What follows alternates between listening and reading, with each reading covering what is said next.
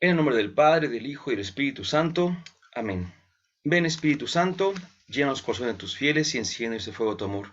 Envía, Señor, tu Espíritu y todo será creado y se renovará la faz de la tierra. Espíritu Santo, fuente de luz, ilumínanos. En el nombre del Padre, del Hijo y del Espíritu Santo. Amén. Bienvenidos, queridos hermanos, a la segunda parte de nuestro tema sobre el apóstol Pedro. Bueno, en este caso nos vamos a llevar bastantito de nuestro curso para hablar del buen Pedro, no porque tengamos, por así decirlo, patrocinio, ¿verdad? Pagado por este apóstol, sino que, pues como decíamos en el video anterior, es el apóstol que más es mencionado después de Jesús. Entonces, pues tiene un lugar privilegiado, pero también privilegio dentro del cristianismo significa dos cosas: responsabilidad y servicio. Entonces, podemos ser privilegiados de cantar en una misa, hacer un coro que canta en una misa, pero eso implica también la responsabilidad de hacerlo y el servicio al realizarlo. Podemos ser privilegiados de ser predicadores, de ser catequistas, de ser lectores, de ser ministros, vaya, tantas cosas que son un privilegio, es un honor inmenso, pero al mismo tiempo también tenemos mucha responsabilidad y debemos tener una actitud de servicio para poder llevar adelante este don inmerecido, pero al mismo tiempo necesario. Entonces, en ese segundo momento de Pedro apóstol, pues vamos a avanzar. En la ocasión anterior, la sesión anterior, hablamos un poco de la historia de Pedro, tratando también de ver un poquito nuestra propia historia, y además de esta historia, pues el perfil de Pedro. Entonces, pues ahí está. El día de hoy trataremos de llegar un poquito más allá, porque eso es lo que de alguna manera los evangelios cuentan y no cuentan, sino muy sencillo, pero lo que sí cuentan bastante bien es el tiempo que estuvo con Jesús desde el momento en el que fue llamado por él. Pero, pues también tenemos que hacer un estudio pequeñísimo, aunque sea, para poder hablar justamente de estas situaciones, y créanme que no es tan fácil. Vamos a ver, yo les invito a que tengan su Sagrada Escritura a la mano y que en cualquier momento que puedan y deban pausar el video, lo pausen, por favor, busquen las citas, confronten, porque no sé que alguna cita esté mal puesta, pero mejor aún para que vean que lo que vamos diciendo, pues no es propiamente algo que nos queramos sí sacar de la manga, sino que la misma Biblia lo está mencionando. Y van a ver a qué me refiero, porque en este primer tema justamente vamos a ver otro lugar. Ya vimos el primero que era Betsaida, la historia. Pues ahora vamos a ver otro lugar. Y este es el lago de Galilea. Ahora sí, las oficinas de San Pedro, ¿verdad? En el lago de Galilea estaban las oficinas del buen Pedro. Y del lago de Galilea vamos a tocar el tema del llamado. En primer lugar, quisiera que viéramos que el lago de Galilea, que también en ocasiones, como aquí mismo se puede ver, dice Mar de Galilea, también tiene ese nombre, también se le da esa calificación. Eh, yo lo digo por mí, por supuesto. Yo antes pensaba que si estaba dentro de tierra, por así decirlo, era un lago, y ya el mar es cuando estaba mar abierto, decimos, ¿no? Así a veces yo pensaba que así era, pero no. Resulta que extensiones grandes de agua dentro del continente también se pueden llamar mar. Entonces, a veces escucharemos lago de Galilea, a veces mar de Galilea, a veces también escucharemos mar de Tiberíades, vean, por aquí está Tiberíades, una, pues una sección, ¿verdad?, hechas en honor a Tiberio, y pues bueno, ya saben que le ponían sus nombres, y también por eso se llamaba de otra manera este lago, pero es el mismo. Es el lago donde se desarrolla sobre todo la vida de Pedro por una parte, y en torno al cual se desarrolla también un tanto alto el porcentaje de la predicación de Jesús. En toda Tierra Santa es la extensión, perdón, es pues sí, el lago, es que no sé cómo, el cuerpo de agua, se llama así. Es el cuerpo de agua de mayor extensión, de agua dulce en Tierra Santa. Porque también hay otro de gran extensión, no tanto, bueno, más o menos sí grande también, que es el Mar Muerto. Pero ese es de agua salada, ¿verdad? Muy salada, de hecho. En este caso, repito, el Mar de Galilea es el cuerpo de agua dulce, insisto, de mayor extensión. Miren cuánto mide, 21 kilómetros de largo por 12 kilómetros de ancho. Obviamente no es un cuadrado, por supuesto, pero así en las extensiones o en los lugares de mayor extensión es de 21 kilómetros por 12 kilómetros. Es muy grande, es enorme, enorme, enorme. Aquí una cosa que me gusta mucho decir es que a veces, y lo vamos a ver más adelante en un tema que es como un excursus, a lo mejor ni siquiera lo vemos, quizá lo platiquemos solamente, como decimos, detrás de cámaras, pero lo digo rápido porque les va a venir rápido la imagen. Yo decía, ¿qué tanto en un lago, porque no deja de ser también lago, qué tanto en un lago puede haber así como que grandes olas y todo eso, ¿no? Yo decía, bueno, el mar picado, pues sí, obviamente, mucho, ¿no? Pero yo decía, en un lago, ¿qué tanto puede haber de olas? Recordando aquel pasaje de cuando Jesús y Pedro caminan sobre las aguas y que están el oleaje muy fuerte, ¿no? Que todo tiene ahí una explicación, repito, que a lo mejor lo grabemos, a lo mejor no, eso después lo platicaremos. Entonces, resulta que sí, que esta parte, la parte que de frente está a la izquierda, curiosamente yo la hago así y es la otra parte, pero por el zoom que está de esta manera, pero la parte que está a la izquierda es una zona montañosa. Entonces, más a la izquierda está el mar Mediterráneo. De ahí vienen algunos vientos que por efecto de la presión, cuando suben, tienen una fuerza y cuando pasan la montaña tienen mucho más fuerza y llegan aquí al lago de Galilea y sí, dicen los estudiosos que sí hay, eh, digámoslo así, golpes fuertes de viento y que hacen un oleaje también bastante, bastante intenso. Y dice Francisco Varo en su libro Rabí Jesús, ay, se me fue el nombre, Rabí Jesús de Nazaret, ay, ese libro que siempre estoy mencionando, pero es Rabí Jesús de Nazaret si no me equivoco. En este libro de Francisco Varo dice que son tormentas violentas, pero breves. Pero de que lo son, lo son. Así que esa tormenta que viene en el texto, en la Biblia, en el Evangelio, pues sí, sí fue, ¿no? Sí fue. Bueno, de la parte del norte viene descendiendo lo que ya vendría a ser el río Jordán, que nace desde el monte Hermón. Y desde esos montes, y otros por supuesto, empiezan aquí a llegar y pues las aguas a confluir en este mar de Galilea. Entonces es enriquecido por muchos arroyuelos, por ríos, y es un lugar muy bonito perdón, muy fértil, por cierto, ¿eh? Cuando sale el Jordán, insisto, y el Jordán se va pues casi toda Tierra Santa hasta llegar al Mar Muerto. Pues bueno, la pesca aquí, como acabo de decir, es muy fértil alrededor y es muy fértil al interior también. Entonces hay una pesca abundante. Por eso es que varios lugarcitos de estos eran reconocidos como lugares de pesca totalmente, ¿no? Y obviamente, pues 12 kilómetros de lado a lado, a veces estaban de este lado, a lo mejor por aquí arriba, por Cafarnaúm, y atravesaban los 12 kilómetros, que repito, no era tantísimo, y podían hacerlo. Entonces este lago de Galilea o mar de Galilea podían ellos pues atravesarlo. Aquí es donde Pedro ya su vida adulta propiamente la va llevando. Sabemos, repito, que era pescador y que ahí se desarrollaba, pues obviamente conocía a muchos de los pescadores, obviamente, ¿no? Sabemos que era conocido de Juan y Santiago, lo vemos más adelante, ¿no? Y pues bueno, este lugar se volvió el símbolo para Pedro, el símbolo mejor dicho, para nosotros, de la vocación de Pedro, ¿sí? Porque siempre decimos, hasta tenemos un cantito, ¿verdad?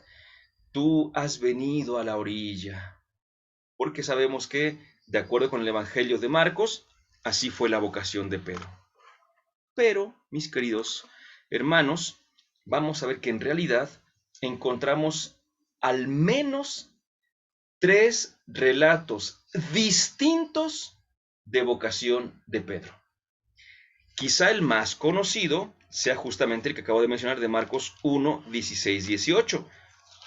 Es un texto que a nosotros nos da mucha luz para cualquier vocación. Lo voy a leer y diremos si no lo hemos escuchado, ¿no?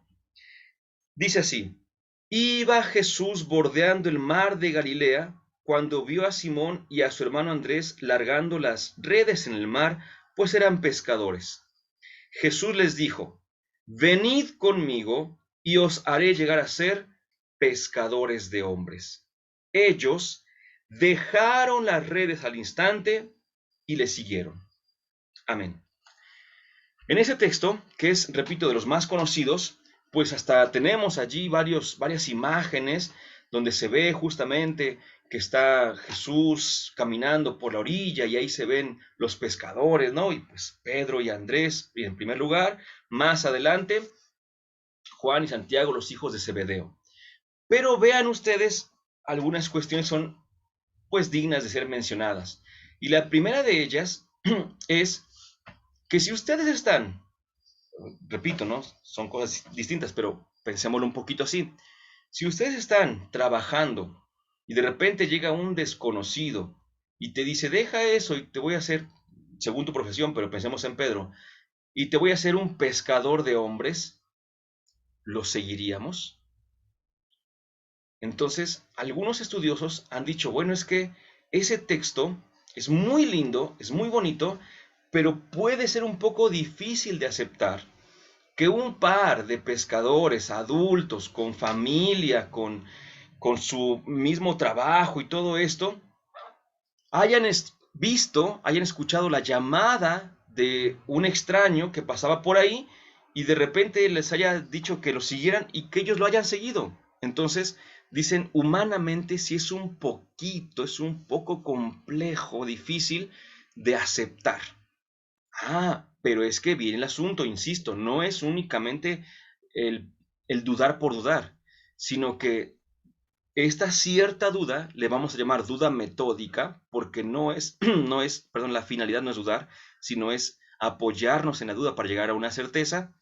Esta duda no solamente queda expresada porque se hace difícil, sino porque de hecho, la Biblia menciona más formas de la vocación de Pedro. Vamos a ver, Lucas capítulo 5, versículos 3 al 11. Aquí voy a decir otra cosa para que no se nos pase. Jesús ha empezado a predicar. Dice que apenas iba volviendo, que marchó a Galilea a predicar y después pasa la vocación de Pedro según San Marcos, según San Marcos. Bueno, pues vamos a ver qué cuenta Lucas. Lucas nos dice algo que no es lo mismo, no es lo mismo, ¿no? Y si intentáramos no armonizar, que armonizar está bien, sino si intentáramos así meter a la fuerza las dos vocaciones, pon tú que medio quedarían la de Marcos y Lucas, pero Juan cambia totalmente. Mateo, por cierto, Mateo sigue a Marcos, por eso nos presentamos a Mateo. Dice entonces Lucas 5 del 3 al 11. Dice, bueno, subió entonces a una de las barcas que era de Simón, ojo, pongan atención, y le rogó que se alejara un poco de tierra. Se sentó y empezó a enseñar desde la barca a la muchedumbre. Cuando acabó de hablar, dijo a Simón, boga mar adentro y echad vuestras redes para pescar. Simón le respondió, Maestro, hemos estado bregando toda la noche y no hemos pescado nada, pero basta que tú lo dices, echaré las redes. Así lo hicieron y pescaron una gran cantidad de peces que las redes amenazaban con romperse. Entonces llamaron por señas a los compañeros de la otra barca para que vinieran en su ayuda. Vinieron pues y llenaron tanto las dos barcas que casi se hundían. Al verlo, Simón Pedro cayó a las rodillas de Jesús, diciendo, Aléjate de mí, Señor, que soy un hombre pecador. Y es que el asombro se había apoderado de él y de cuantos con él estaban, a causa de los peces que habían capturado. Y lo mismo les ocurrió a Santiago y a Juan, hijos de Zebedeo, que eran compañeros de Simón. Jesús dijo a Simón, no temas, desde ahora serás pescador de hombres. Amén. Bueno, insisto, quizá una actitud muy piadosa podría decir, bueno, es que a lo mejor sí fue así como dicen Marcos y como dice Lucas. Bueno, pero si somos un poquito más objetivos, Pues no fue igual. O sea, vean que Marcos dice que Jesús iba caminando, vio a Simón y a Andrés y los llamó. Ellos dejaron las redes y lo siguieron. Aquí no. Aquí dice que se subió Jesús a la barca de Simón, que desde ahí predicó, que luego les dijo que pescaran, que se fueran más para allá, y que Pedro dijo que por su palabra lo iba a hacer, que Pedro al ver el gran milagro que había hecho Jesús, entonces ya dijo, se aventó a los pies, Señor, soy un pecador y no sé cuánto más, y entonces ya lo llamó para que fuera pescador de hombres. No es lo mismo, muchachos, no es lo mismo. Entonces, aquí viene la pregunta. Si ya tenemos dos distintas, ¿cuál es la verdadera? Pues dejen ustedes entender lo siguiente, que de las dos que tenemos es más viable la de Lucas. ¿Por qué? Porque es más seguro que que Pedro, según San Lucas, haya visto el milagro de Jesús y se haya emocionado al punto de querer seguirlo. Mientras que Marcos, pues simplemente estaba allí, fue llamado y lo siguió, lo cual se hace muy difícil. Pero no son las únicas dos vocaciones de Pedro que tenemos, o en este sentido, ¿no? De la primera vocación, porque Pedro tiene más vocaciones, ¿eh? Pero hay que ver entonces qué dice Juan, que ya por ahí, en el video anterior, habíamos comentado un poquito, pero lo leo para que veamos, desde el 35 al 42. Fíjense nada más la gran diferencia, ¿eh? Dice, al día siguiente, Juan se encontraba de nuevo allí con dos de sus discípulos. Ojo, allí. Fijándose en Jesús que pasaba, dijo, he ahí el Cordero de Dios. Al oírle hablar así, los dos discípulos siguieron a Jesús.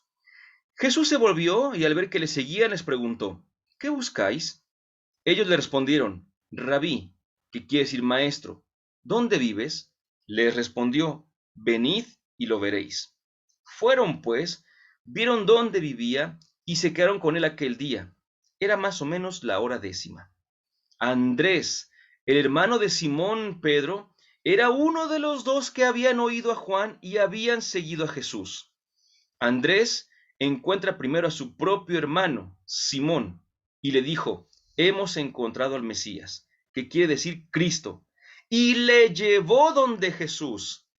Fijando Jesús su mirada en él, le dijo, tú eres Simón, el hijo de Juan, tú te llamarás Cefas, que quiere decir piedra. Amén. ¿Es igual? No, no es igual.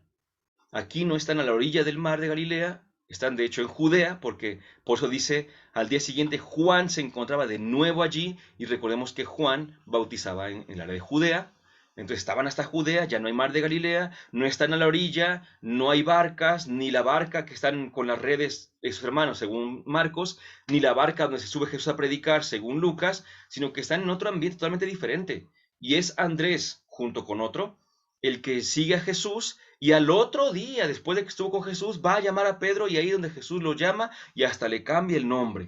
¿Es igual? Definitivamente que no es igual. Entonces, esto para alguien que le guste más la historia que la fe, esto presenta un problema. Porque la problemática es, ¿y entonces cómo fue la vocación de Pedro? ¿Sí? Para alguien que le guste más la historia, un problemota que tiene aquí, ¿no? Pero para alguien que quiera encontrar un poquito el mensaje, entonces en lugar de tener un problema, tiene grandes herramientas para encontrar su propia vocación. ¿Por qué? Porque miren, voy a decir una cosa al final que es quizá lo más seguro, cómo habrá sido la vocación de Pedro, de acuerdo con los datos que tenemos. Pero mientras, veamos el mensaje que tiene cada uno de los evangelistas. Marcos, que escribe en un tiempo duro, difícil, donde escucha lo que te voy a decir, escucha cómo te lo voy a decir, donde no hay tiempo que perder, porque están en medio de persecuciones, y es, hazte cristiano ya, vive tu cristianismo ya.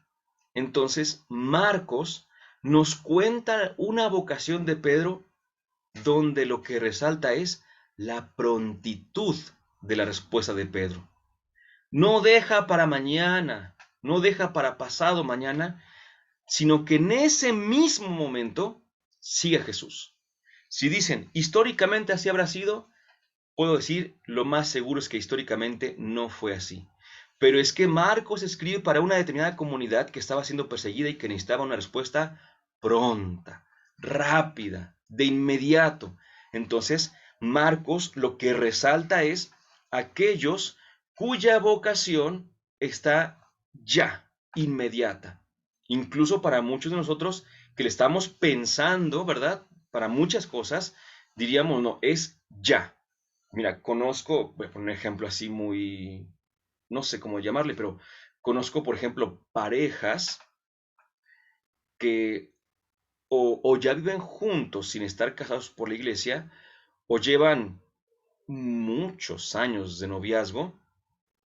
Allí cualquiera de los dos, su llamada, no vocación estrictamente hablando, pero su llamada a la vida matrimonial sacramental es ya, ¿verdad?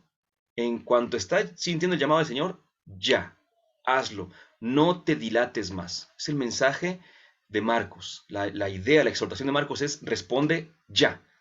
Segundo, el de Lucas. Por una parte, Lucas quiso también decir, bueno, vamos por partes, ¿no? Vamos por partes. Pero Lucas ya viene pues casi 20 años después de Marcos. Las cosas ya están un poquito, no tanto, pero un poquito más tranquilas. No tanto. Siguen tiempos difíciles, definitivamente. Pero mientras Marcos escribió para la comunidad de Roma, donde estaba la mata de la persecución, Lucas escribe para griegos. Entonces, para una comunidad cristiana venida del helenismo, perdón, del helenismo. Entonces, ellos tienen una mentalidad muy distinta, muy distinta. Y para ellos, fíjate qué interesante, para los griegos, una de las cosas que más les ayuda es la razón, justamente. Dice San Pablo, los judíos piden milagros, los griegos piden razón, ¿verdad? Entonces, aquí lo importante es que es un poco ilógico responder a un llamado de la nada. Es más lógico que haya pasado algo que hubiera convencido a Pedro y que entonces por eso Pedro pudo decir que sí. Y por eso es que Lucas presenta la vocación de Pedro por partes, ¿sí?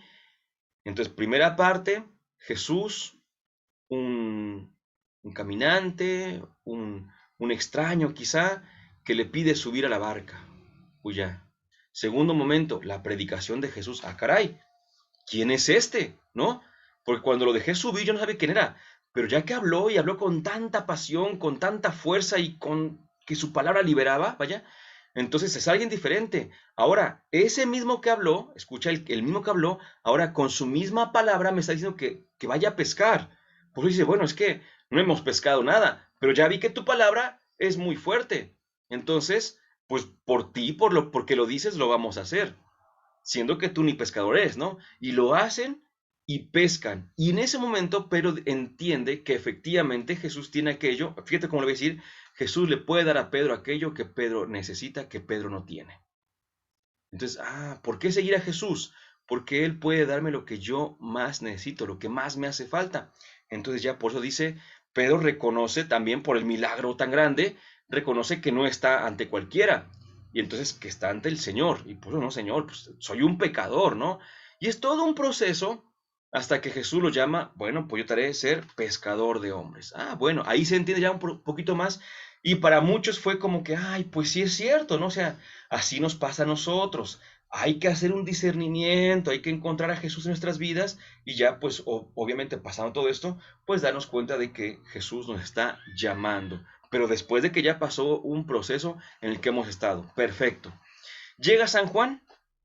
San Juan, recordemos que aunque tiene un sustrato histórico, a San Juan no le interesa la historia propiamente, le interesa más bien la teología, el mensaje teológico.